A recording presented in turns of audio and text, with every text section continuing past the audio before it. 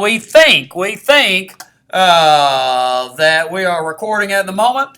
All right, so hello everybody. And if I go right here, there's the review sheet so we can see it. All right, so I'm going to kind of try to go by chapter. And I will also kind of go back and forth with the PowerPoint. So let's go first 4 or 5 of these things, kind of the setting the stage for all the taxes.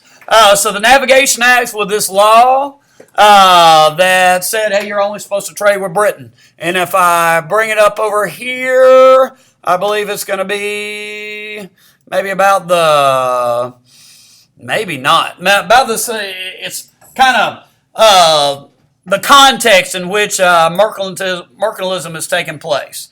All right, so you got the Navigation Acts and the colonists exist for the sake of the mother country. You got this word right here, mercantilism.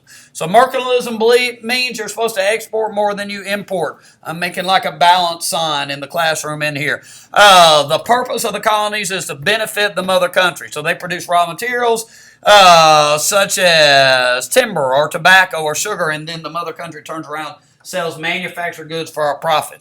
All right, if I go up here, what? You had that particular, so the problem that Britain has is they're in debt. We know that. So the first laws proclamation in 1763, we know that Daniel Boone was a real man and he broke it. And that you couldn't move out here because there's Indians like Pontiac out here that might want to attack. And the British felt like they didn't have enough money to protect colonists who move out there. See if we got, all right, so then we got these two political ideas. Republicanism is the idea that if you're going to have freedom, you got to have good people. Benjamin Franklin most famously said to a lady after they got through writing the Constitution, she said, what kind of government have you created for us? He said, a republic if you can keep it. In other words, are we good enough for the freedom we've been given? What's the last line of the Star Spangled Banner? Does it yet wave over the land of the free and the home of the brave? In other words, are we brave enough to use this freedom responsibly? All right, Whigs were a group of people who didn't like the king. All right, so in other words, when the revolution comes, Britain's not going to be united. You have people in Britain that didn't support fighting against the colonies. All right, let's go and come down here. And there's the Navigation Acts. It's all got, all the trading's got to be with Britain. All right, let's take a look, see what we got. All right, Danny Boone, Stamp Act. Sugar Act is kind of enforcing the Navigation Acts, and so that'll get us to the Stamp Act and all that stuff. All right, let's come over here and let's Stamp Act it. So there it is. All right, so we know what it is, a tax on paper.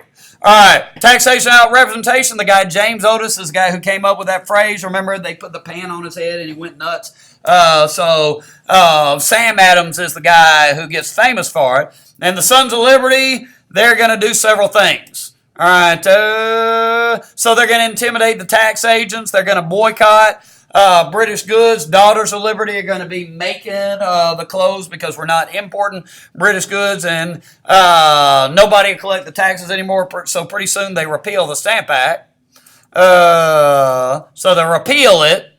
But then they declare that, in fact, they can too tax us if they want to. They can pass laws over the colonists if they want to. So that's the Declaratory Act. All right, so then the next laws, the Townsend Acts, we learned that one pretty good. Glass, lead, paper, paint, tea. Named after Prime Minister Charles Townsend. The Boston Massacre results from it. That's the one, this one right here with the little dog on it is the one that Revere did. And it makes the British look really, really aggressive. All right, committees of correspondence were colonists who wrote nasty letters about the British to the rest of the colonies to make the colonies hate the British. All right, let's keep going. Let me take a breath for a second, look at those different versions of the Boston Massacre, and then here we go again. So they're back down to the Tea Act.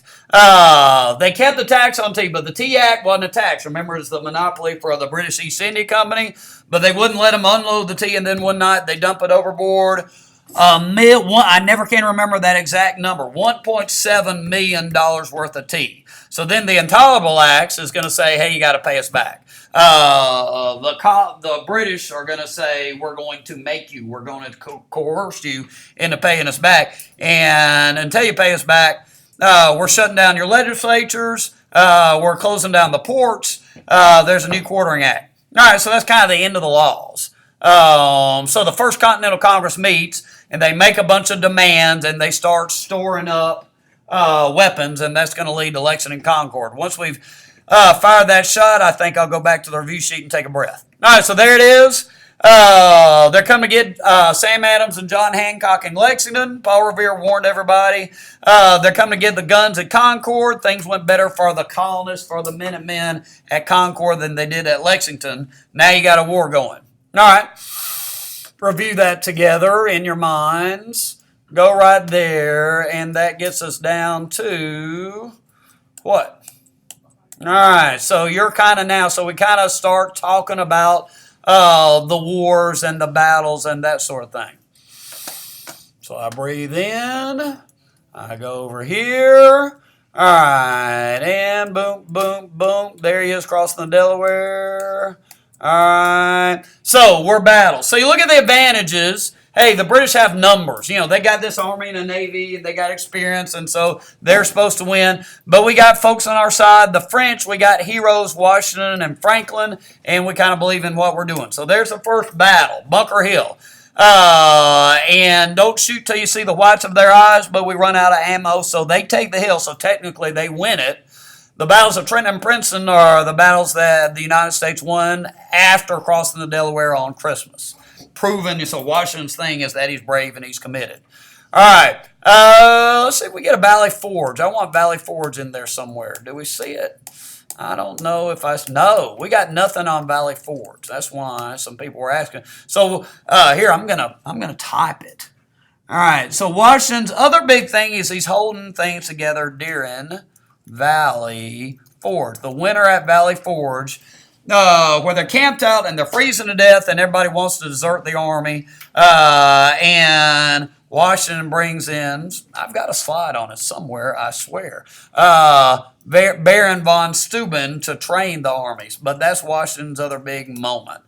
Okay.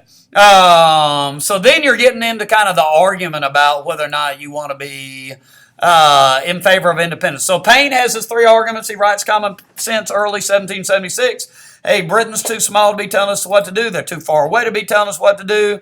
Hey, it's bad to have kings. Monarchy is a bad form of government, and they've killed Americans. Too late to apologize. Shots have been fired. 'Tis time to part, what he said.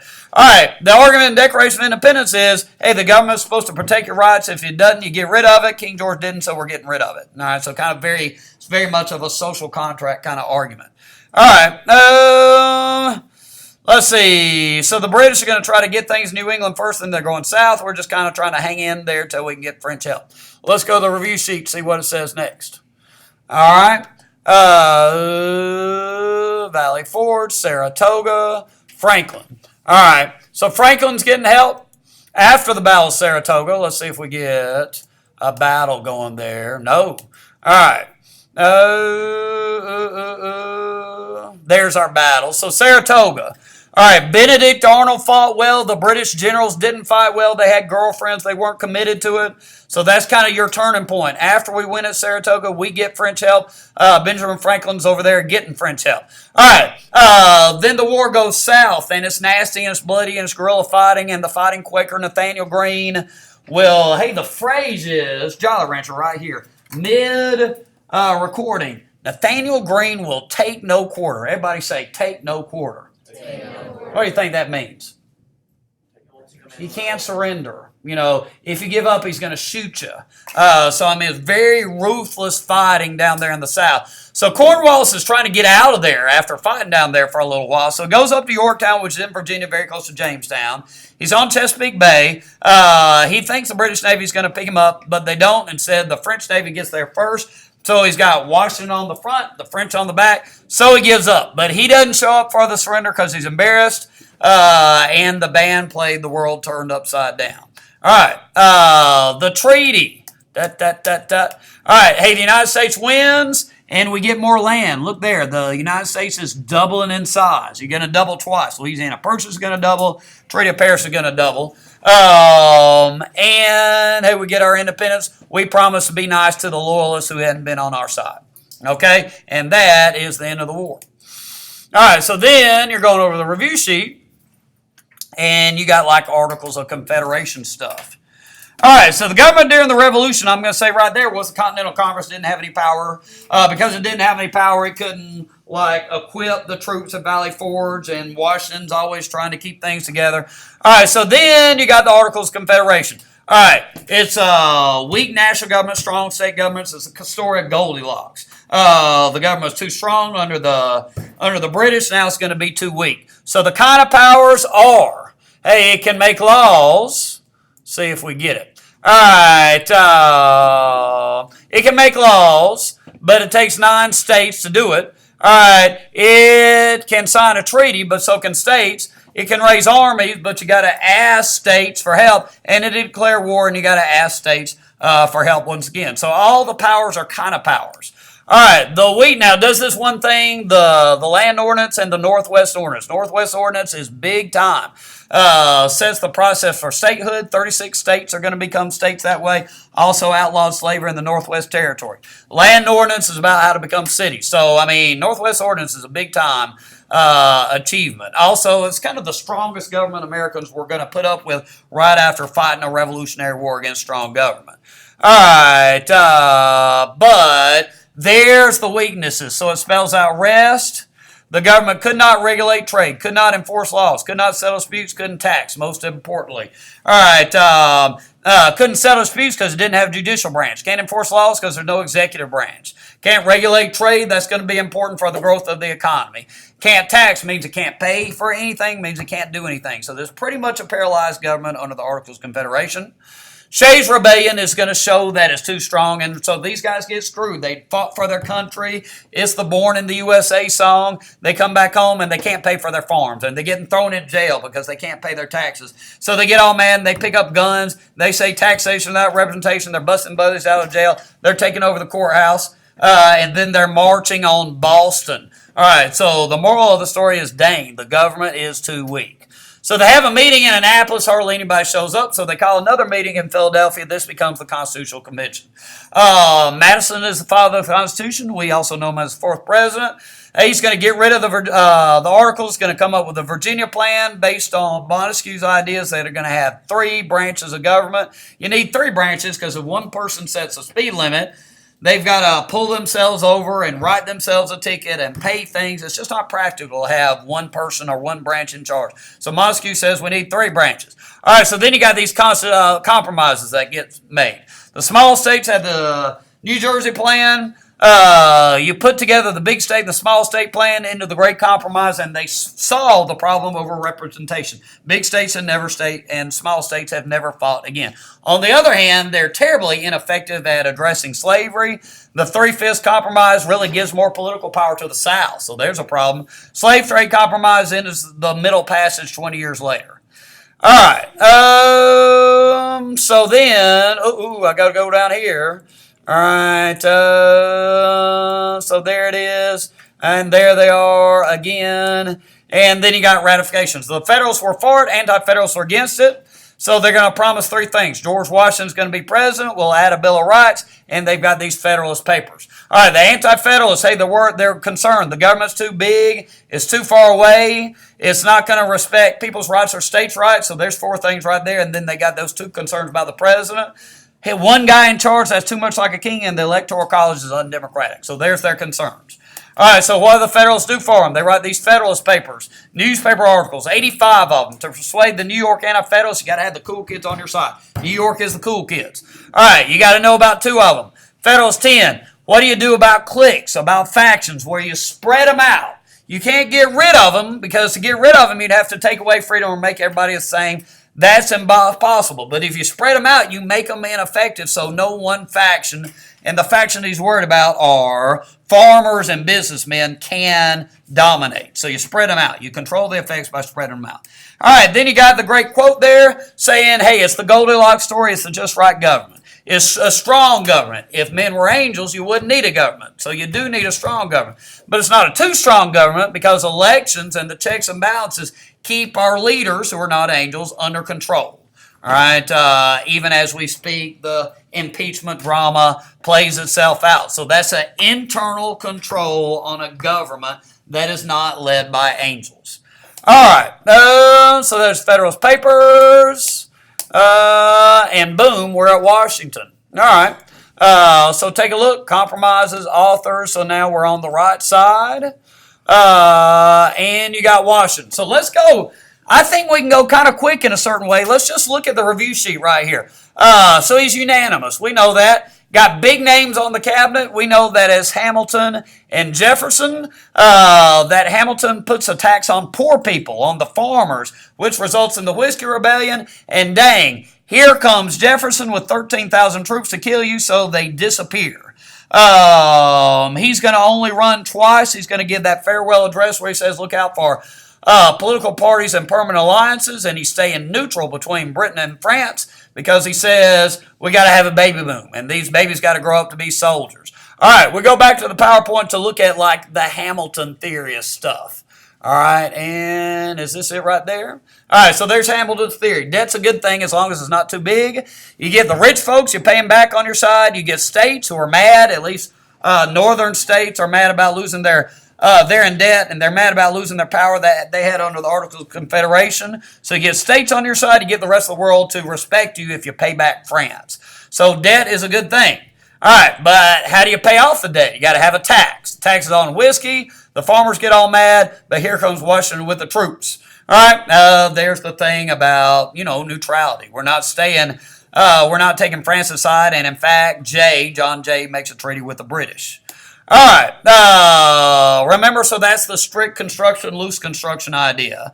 Can you make a bank? Well, Jefferson says no because the Constitution doesn't say. Hamilton says, well, maybe, because the Constitution doesn't say you can't. The Constitution also has this elastic clause that stretches the power of government. All right, creates the implied power. So Hamilton argued that the power to create a bank is an implied power. All right, Washington kind of likes Hamilton better than he does Jefferson, so Washington takes Hamilton's side. The bank stays in place.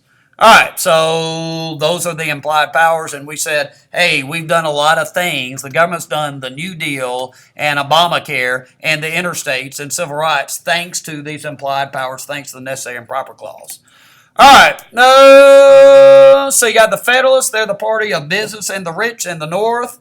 The Republicans are the party of the South and the West and the farmers and the yeoman farmer. They don't like government. All right, and then there's Adams. Okay, Adams' presidency, it's always tough to follow a legend, right? And so George Washington is a legend, so Adams got his work cut out for him. He barely beats Jefferson because he wins New York. He was the vice president as opposed to Jefferson, who had been Secretary of State. All right, so boom, you got the XYZ affair. It's a hostage crisis. The French are taking hostages. They want a bribe to negotiate about it. He won't do it. He gets ready for war. He creates the Navy. Federalists get mad at him for not going to war. He's proud. He wanted on his tombstone that he didn't go to war. He's being kind of isolationist and consistent with Washington there. But he gets mad at the French people, so he passes that Alien Sedition Act. 14 years to be a citizen, so you can't vote against him. You can't hate on him. You can't criticize the government. Takes away freedom of speech. Marbury versus Madison hadn't taken place yet, so the Supreme Court didn't have the power of judicial review, so Jefferson and Madison say states have the right to nullify unconstitutional laws, so that's called the Virginia-Kentucky Resolution. All right, so boom, then we got Jefferson coming. So you got the two parties there. We've talked about that. The rural farmer, small government party versus the urban, northern, business, strong government party. All right, hey, it was a scandalous election. Jefferson won because of the 3/5 compromise. He won New York. All right, and people didn't like Adams. He was unpopular. All right, so Jefferson is all about, he's not going to be so revolutionary. It's not going to be the revolution of 1800 because he kind of governs as a federalist. The government does a lot of stuff when he's president. So he reaches out. He's being all nonpartisan.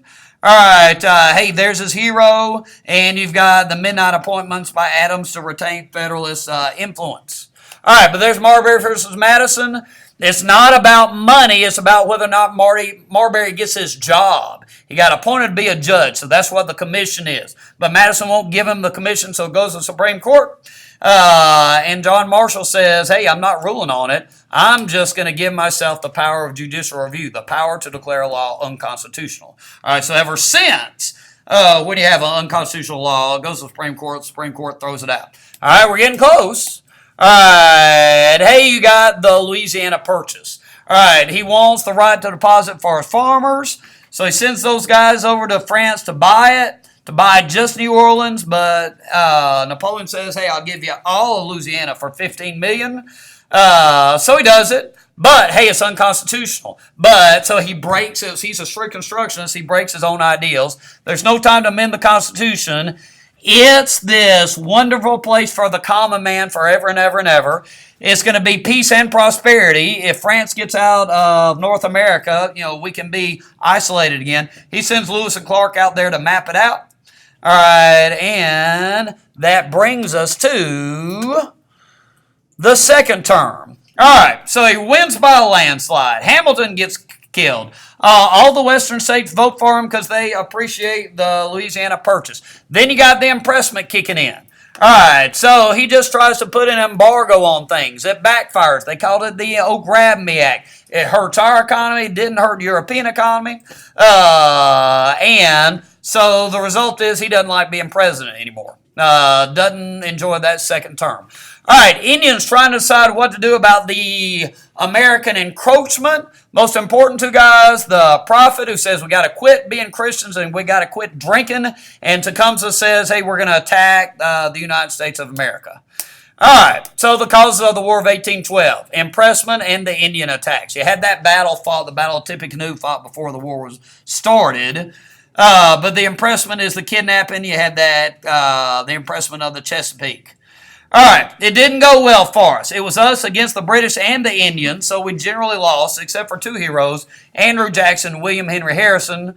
Harrison's already won a battle at Tippecanoe. Hey, he's killing Tecumseh at the Battle of the Thames, so he's war hero number one. All right, the national anthem got written after Washington, D.C. got burned. So then you attack Baltimore next. Key wrote the poem watching the battle. Meanwhile, Andrew Jackson's winning some battles against the Indians. All right, treaty again says nobody wins. It's a tie. But Jackson didn't hear about it, so he's winning the Battle of New Orleans. It's a big win. So the biggest win for the United States comes after the war's over. All right, so that leads us to President Monroe. He's very popular. The Federalists die out as a party because they'd been the anti-war party. Some of them even wanted to secede. So you have this thing, the air of good feelings, because there's only one party. We're feeling ourselves, proud of ourselves for not losing to the British, and you got a good economy. All right, Henry Clay comes along to make this good economy permanent. So he's got the Bank of the United States, tax on imports, the tariff, and the transportation improvements because we didn't have a good transportation system. Then you got challenges there. So the economy went bad in 1819. The Missouri Compromise is about what you do about this new territory out there. And remember, the compromise says Maine's a free state, Missouri's a slave state, draws that line 3630. Also, I have done research. Mexico became an independent country in 1821. All right, by 1823, all of Latin America was independent. And President Monroe issued this doctrine. Really, John Quincy Adams came up with it, drawing this imaginary barrier around Latin America. Don't come around here no more. So that was the Monroe Doctrine, enforced by the British, not enforced by our Navy, because we really didn't have much of a Navy, even though Adams had created one. All right, so you finish this sucker out. Every time there's a Supreme Court case, the states lose. McCulloch versus Maryland, the state of Maryland lost when it tried to tax the Bank of the United States. All right, Dartmouth versus Woodward, New Hampshire lost when it tried to turn Dartmouth basically into UJ, a state school. Gibbons versus Ogden, you got the state of New York license versus the national license. New York loses, so it's always about the state losing. And then finally, you got the boundaries. The Convention of 1818 sets the northern boundary. The Adams-Onis Treaty sets the boundary with Spain. And that, I believe, is the end of it. Is it not? Yep. All right. So we go right up here. And then the million-dollar question is, can we end it? All right. It does not count as a video unless we can remember how to end it. All right. So we got a million-dollar question. So we got to hit this thing.